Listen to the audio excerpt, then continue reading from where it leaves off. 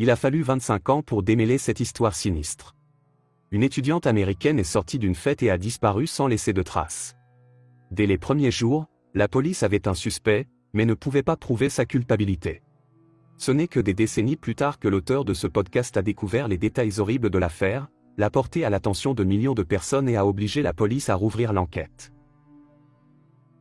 Christine Smart est née le 20 février 1977 à Augsbourg, en Allemagne, mais a déménagé aux États-Unis avec ses parents, son frère et sa sœur très jeunes. La famille s'est installée à Stockton, en Californie. Ses parents travaillaient comme enseignants pour les enfants du personnel militaire américain. Après avoir obtenu son diplôme d'études secondaires en 1996, Christine est entrée à l'Université Polytechnique de Californie.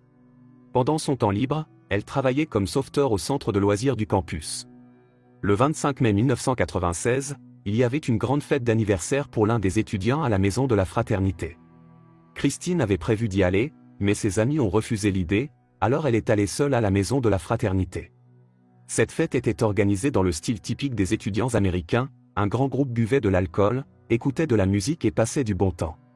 Cette nuit-là, Christine a bu trop d'alcool, s'est sentie mal et vers 2 heures du matin, elle est allée dans son dortoir, mais elle ne pouvait presque plus marcher toute seule. Lorsque 2 autres étudiants, Cheryl Anderson et Tim Davis, l'ont aperçue dans la rue et ont décidé de la raccompagner chez elle. Ils étaient tous les deux présents à cette fête.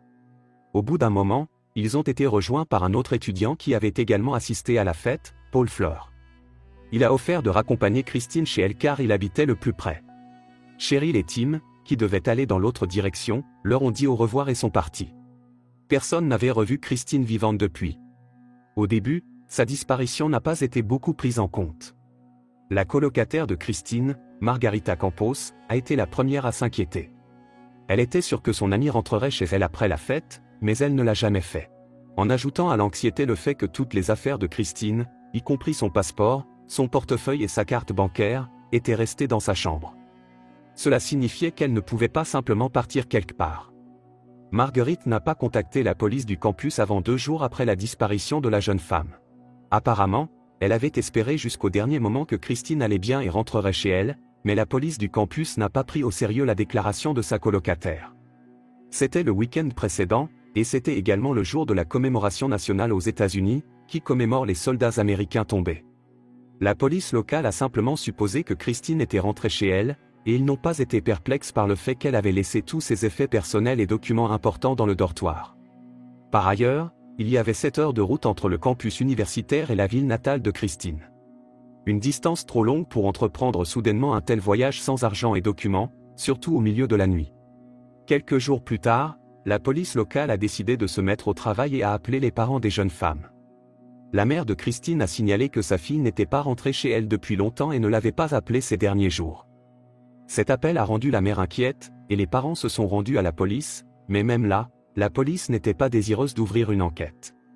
Ils ont dit que peu de temps s'était écoulé depuis la disparition de Christine et qu'elle aurait pu être avec des amis, et ce n'est que le 4e jour après sa disparition que la recherche a commencé. Des bénévoles ont d'abord cherché les jeunes femmes, mais la recherche n'a donné aucun résultat. La première personne interrogée par la police a été Paul Flohr, qui s'était porté volontaire pour accompagner Christine jusqu'à la porte de son dortoir et était censé être la dernière personne à l'avoir vue. Il a raconté au détective qu'il avait marché avec Christine jusqu'à son dortoir, puis lui avait dit au revoir, et qu'elle était rentrée chez elle seule. Il serait ensuite allé directement se coucher, mais cette histoire est rapidement devenue incohérente. Les colocataires de Paul l'ont vu aller sous la douche vers 5 heures du matin, alors qu'il avait quitté Christine après 2 heures du matin. De plus, le jeune homme avait un œil au beurre noir et des égratignures sur les genoux. Lorsqu'on lui a posé la question à plusieurs reprises, il a raconté 3 histoires différentes sur l'endroit où il avait obtenu toutes ses blessures. Paul Flohr semblait hautement suspect, mais il n'y avait pas de preuves directes contre lui. 1 mois s'était écoulé depuis la disparition de Christine, et la police avait élargi la recherche des jeunes femmes à sa ville natale. Apparemment, les journalistes ont fait monter l'affaire en épingle en faisant le parallèle avec la trame de la série télévisée populaire Twin Peaks. Les médias ont même mentionné certains voyants qui avaient déjà résolu l'affaire. Selon leur version, la jeune femme a été tuée par 2 hommes sur le campus, puis conduite jusqu'à la falaise et jetée dans l'eau. Bien sûr, ces allégations n'ont rien donné à la police. 1 an après la disparition de Christine, ses parents ont poursuivi Flohr, l'accusant de complicité dans la disparition de leur fille. En 1997, Paul a témoigné sous serment, mais il n'a répondu qu'à une seule question, quand on lui a demandé de donner son nom. Dans toutes les autres occasions, il a invoqué le 5e amendement, qui permet à un accusé de ne pas témoigner contre lui-même. Les parents de Paul ont alors poursuivi la famille de Christine pour des dommages moraux, mais ces 2 procès n'ont abouti à rien. La police n'avait aucune preuve pour poursuivre Paul. Le 25 mai 2002, 6 ans après la disparition de Christine, les autorités l'ont officiellement déclarée morte. Tout au long de cette période, ils n'ont pas réussi à résoudre l'affaire. Cela a duré jusqu'en 2018, lorsque Chris Lambert, un résident de Californie, a décidé de lancer sa propre série de podcasts sur divers crimes. Il avait 8 ans au moment de la disparition de Christine et se souvenait bien de cette histoire effrayante à la télévision. 22 ans plus tard, il a décidé de mener sa propre enquête et a été frappé par la négligence de la police tout au long de l'affaire. La première chose que Chris a faite a été de parler à tous les témoins de ces événements. Il a appris des étudiants de l'université que Paul Flore avait une mauvaise réputation. Le jeune homme avait plusieurs fois agressé sexuellement des étudiantes, mais cela n'a jamais donné lieu à des plaintes officielles. Chris a ensuite analysé les actions de la police et en a conclu qu'ils avaient commis plusieurs erreurs critiques. Les enquêteurs ne sont pas allés chez le père de Paul, Ruben Flore, avant 2 mois après la disparition de la jeune femme. Compte tenu du fait que Paul vivait chez son père, la police aurait dû enquêter sur le domicile immédiatement, mais lorsque la police est finalement arrivée pour perquisitionner, ils étaient extrêmement négligents.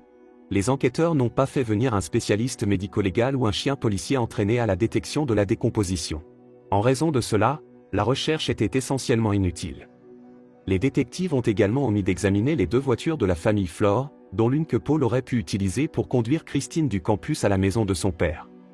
Plusieurs mois après la visite de la police, l'une des voitures a été vendue et l'autre aurait été volée. La police ne s'est jamais rendue chez la mère de Paul, où se trouvait l'un des indices principaux. Chris Lambert a découvert qu'à 4 mois de la disparition de Christine Smart, une femme nommée Marie Lacité avait loué la maison de la mère de Paul. Dans l'une des chambres, elle a découvert un maillon de collier très similaire à celui que Christine portait. Ce collier figurait également sur les photos affichées partout en ville. Elle a immédiatement apporté la preuve à la police, mais ils ont refusé de l'accepter comme preuve et l'ont finalement perdue. De plus, Chris a découvert que l'arrière-cour de la maison de la mère de Paul avait toujours été bétonnée, mais peu de temps après la disparition de la jeune femme, un petit morceau de béton a été découpé. Un parterre de fleurs avait été planté à cet endroit.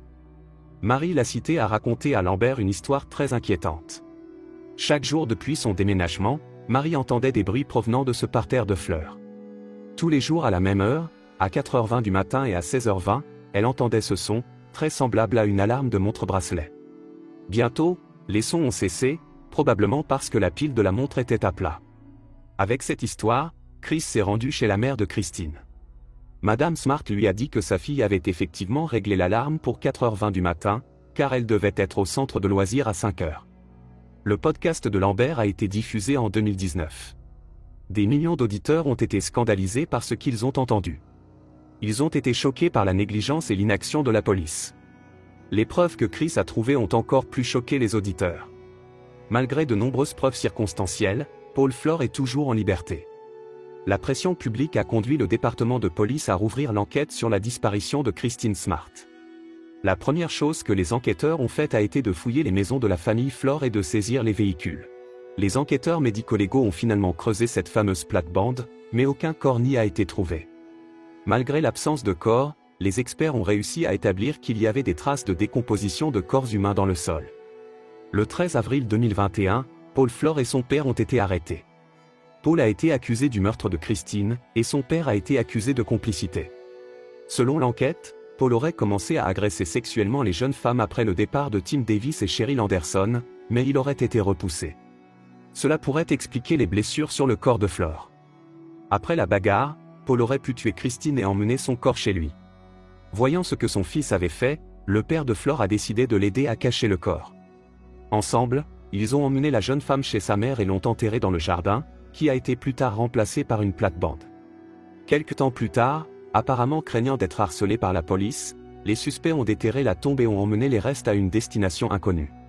Paul Flore a été reconnu coupable de meurtre au premier degré par un jury du comté de Monterey et risque 25 ans à perpétuité en prison.